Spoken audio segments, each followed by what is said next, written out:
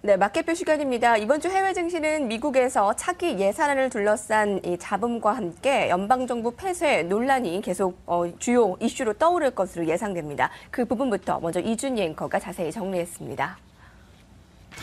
이제 미국의 정부 폐쇄까지는 단 하루만에 남겨두고 있습니다. 하지만 미국의 상원과 하원은 여전히 평행선을 그리고 있죠.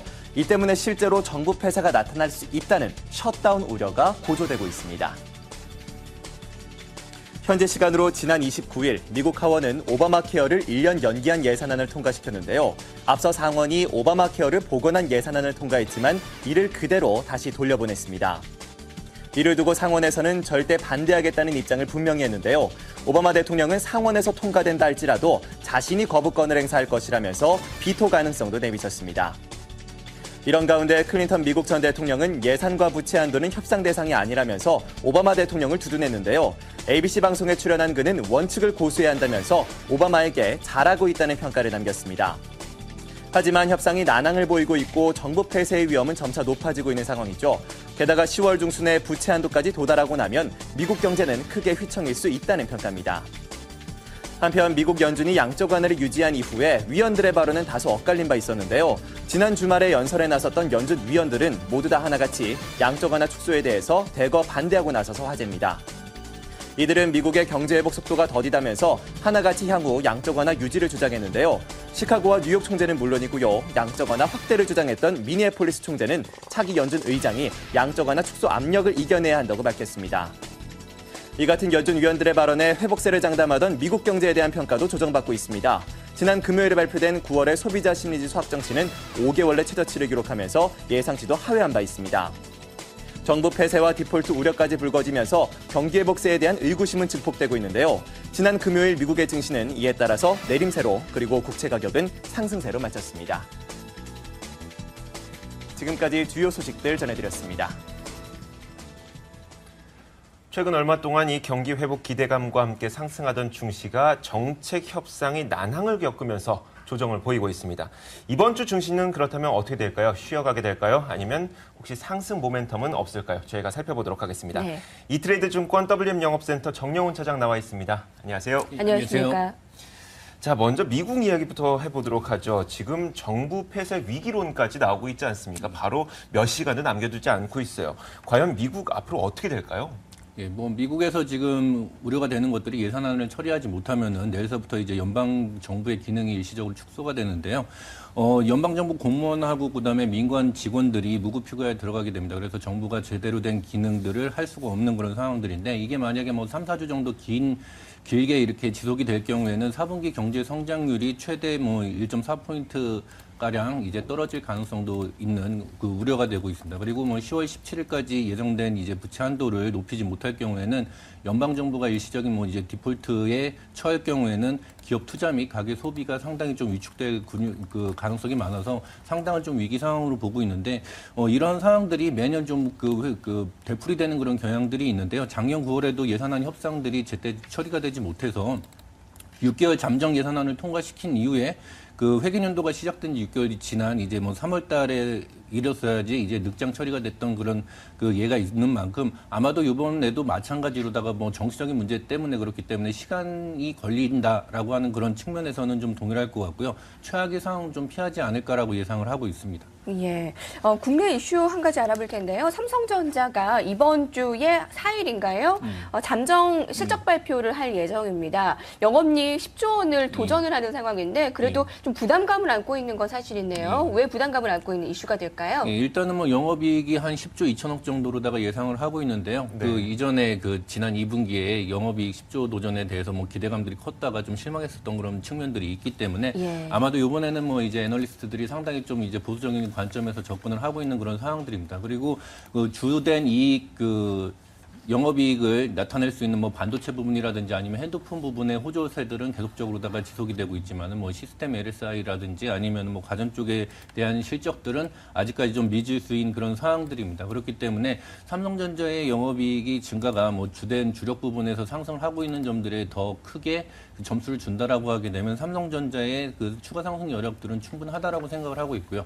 그리고 실적 발표 이전에 외국인들의 추가적인 매수가 지속적으로다가 진행이 되고 있는 만큼 만큼 실적 발표 이후에서도 이러한 외국인들의 매수세가 줄어들지는 않을 것이다라고 예상을 하고 있습니다. 그렇기 때문에 삼성전자의 실적 발표는 아마도 기대치가 낮은 만큼 그만큼 네. 더 이제 실적 발표가 이뤄진다라고 하게 되면은 아마도 또 추가적인 상승의 모멘텀으로 작용할 가능성이 많다라고 하는 게 이번 주에 좀 관심 사항들입니다. 다행인 거는 이미 우려감은 선반영이 되었고 기대치가 많이 낮아진 상황이다라는 부분이네요. 예. 네, 하지만 저희가 그 이외에 생각해 봐야 될 부분이 바로 휴대폰 부품 업체들 아니겠습니까? 예. 사실 삼성전자는 기대치가 낮아졌기 때문에 주가의 상승 모멘텀으로 작용할 수 있다고는 하지만 만약에 실적이 조금이라도 불안하게 나온다면은 이 공급하는 업체들은 실적으로 당연히 이제 바로 이어질 수밖에 없기 때문에 부품주는 좀 다르게 생각해야 되지 않을까 싶은데 어떻습니까? 예, 일단 부품주 같은 경우에는 그 라인이라고 할 수 있는 그 신제품의 그 부품을 납품할 수 있느냐 없느냐가 가장 큰 그 쟁점이 될 수가 있고요. 네. 이번에 뭐 이제 갤럭시 노트 3라든지 아니면은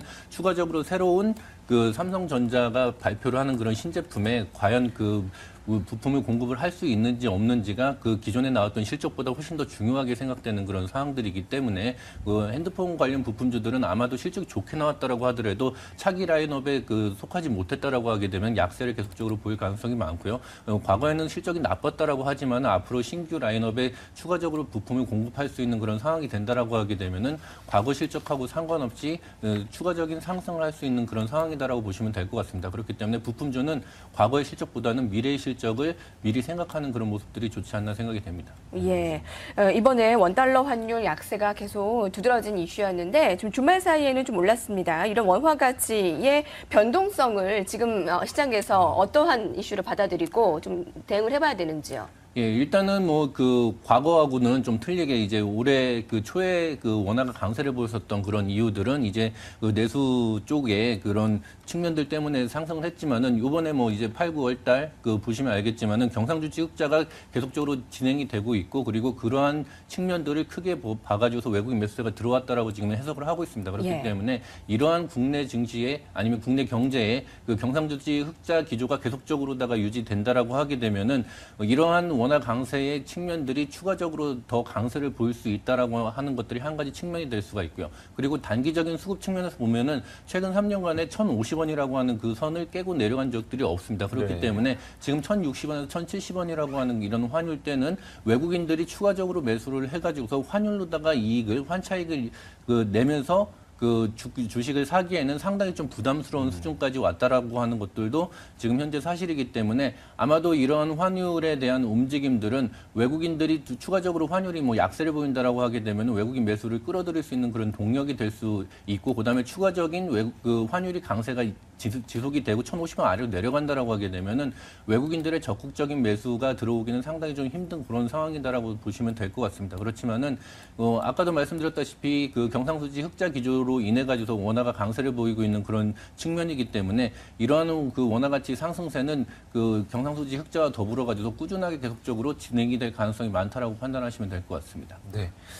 사실 이 외국인의 매수세가 원화 강세를 이끌었고 이 원화 강세가 심해지다 보니까 수출주가 좀 타격을 입었고요. 이에 따라서 지수가 내려가는 오히려 굉장히 아이러니한 상황이 펼쳐지고 있지 않습니까? 그렇다면 저희가 추가적인 외국인의 매수세를 기대했을 때 사실 그 시장에 그렇게 긍정적인 영향만은 아닐 것 같아요. 시장 어떻게 봐야 됩니까?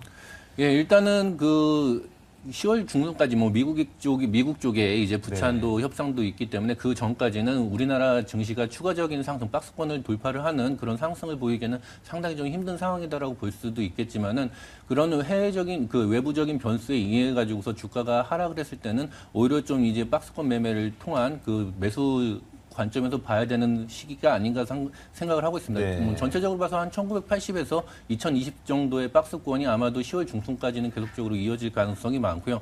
그리고 외국인들이 추가적으로다가 매수를 한다라고 하게 되면은 아마도 종목별로다가 매수를 하는 것보다는 아직까지는 우리나라 시장 전체를 사는 프로그램 매수를 통한 시장의 접근이 많기 때문에 아마도 중소형주들보다는 아마 10월 중순까지는 대형주 위주의 매수 플레이를 하시는 게 좋지 않을까 생각을 합니다. 네, 좀 더 지수권에 대해서 알아볼까 하는데요. 박스권 상단 돌파에 대한 기대감은 큰 상황이지만 그 영향, 그 효과에 대해서는 사실 우리가 실효성에 대해서는 의문을 품게 됩니다. 지금 1750에서 2050에 대한 이 박스권이 굉장히 긴 오랜 기간 유지가 되지 않았습니까? 박스권에 대한 돌파에 대한 가능성은 어느 정도로 될 수 있을까요? 예, 일단 연말이 될수록 그리고 우리나라 경상수지 흑자 기조가 계속적으로 유지될수록 그 박스권 돌파에 대한 기대감들이 계속적으로 커질 수밖에 없는 그런 상황들이고요.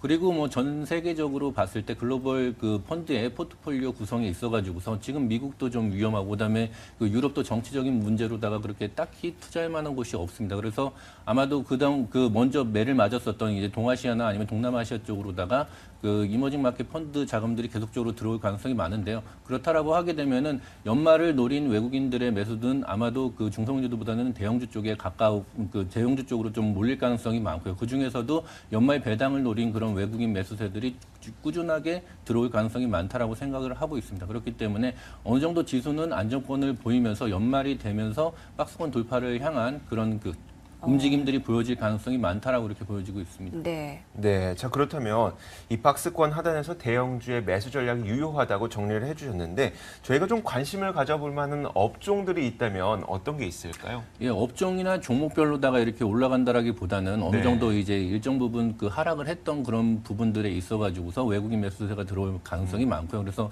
종목이나 업종별로 차별화들은 그렇게 크지 않을 거다라고 생각을 하고 있습니다. 그리고 그동안 많이 못 올라갔었던 그런 종목들 위주로다가 추가적인 상승이 일어날 가능성이 많고요. 그리고 연말을 대비했던 그 배당 투자가들, 뭐 KT라든지 아니면 뭐 S-오일 등으로 대표되는 고배당주에 대한 외국인의 관심들이 계속적으로 쏠릴 가능성이 많고요. 그리고 이런 그 대형 지수 이외에 나머지 뭐 이제 뭐 중소형 업종으로 본다라고 하게 되면은 가장 최근까지 성과가 좋았었던 전기차라든지 아니면 친환경 관련주, 이거에 파생됐던 뭐 이제 재생에너지 관련주들에 대한 그런 관심들이 연말까지 계속적으로 이루어지지 않을까 생각이 됩니다. 네, 알겠습니다. 자, 오늘 잘 들어봤습니다. 이트레이드 증권 WM 영업센터 정영훈 차장과 함께 10월 시장 준비해봤습니다. 고맙습니다. 예, 감사합니다.